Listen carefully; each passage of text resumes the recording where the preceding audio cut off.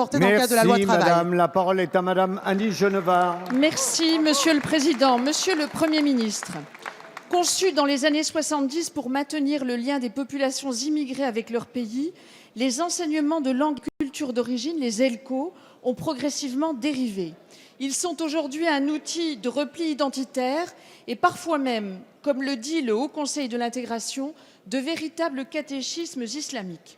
Au lieu de travailler à leur suppression, vous avez fait le choix de les introduire dans les programmes scolaires dès la rentrée prochaine, mais selon les mêmes modalités et avec les mêmes professeurs étrangers, donc cela ne résoudra rien. Ainsi, dans le même temps, vous introduisez officiellement l'étude de la langue arabe dans le programme national et vous réduisez par votre réforme du collège la place du français, celle des langues anciennes qui sont nos racines ou des langues européennes comme l'allemand qui prospéraient dans les classes bilingues.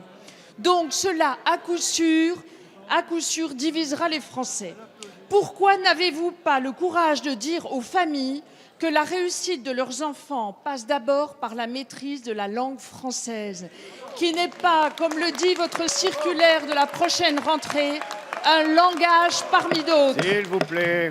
Toutes les langues ont une égale dignité, mais le sujet n'est pas là. Monsieur le Premier ministre, vous le savez, la politique suppose des choix et des priorités. L'urgence commande que notre culture, pour être mieux partagée, s'affirme avec son mode de vie, son histoire et sa langue. Ne croyez-vous pas que l'introduction des langues communautaires dans les programmes scolaires encouragera le communautarisme qui mine la cohésion nationale ? La parole est à madame Najat Vallaud-Belkacem, ministre de l'Éducation nationale, de l'Enseignement supérieur et de la Recherche. Merci, Monsieur le Président, Mesdames et Messieurs les députés. Madame la députée Annie Genevard, je vous dois des remerciements, vraiment pour cette question par laquelle vous avez démontré, je crois, à une grande partie de nos concitoyens, et j'espère qu'ils nous écoutent, la conception que vous vous faites, notamment de la langue arabe, qui pour vous est donc en concurrence avec l'allemand, par exemple, et doit bien entendu, si je vous suis, être moins bien traité et être considérée comme une langue communautaire. Ah, mais nous ne serons jamais d'accord, Madame la députée.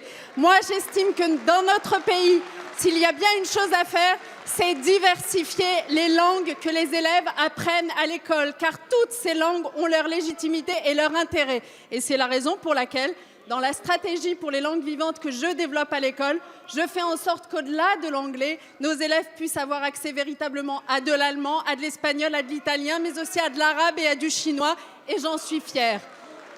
Mais j'en viens à votre question qui concerne les ELCO. Vous devriez au contraire vous réjouir de ce que nous nous apprêtons à faire des ELCO, puisque nous sommes globalement tous d'accord sur ces bancs pour dire que les ELCO appartiennent à un temps révolu, les années 70, où notre pays signait des conventions avec les pays dont provenaient des populations immigrées avec leurs enfants, et que dans le cadre de ces conventions, on offrait à ces enfants des enseignements à la fois de langue et de culture destinés à leur permettre de retourner chez eux un jour. Aujourd'hui, tout ça n'a plus cours, évidemment, et l'apprentissage de l'arabe, du turc ou du portugais doit évidemment se faire dans un cadre scolaire, banalisé, normalisé, comme toutes les autres langues. C'est ce que je prépare pour, dès la rentrée prochaine, pour quelques langues et d'ici 3 ans pour l'ensemble d'entre elles. Merci, madame la ministre.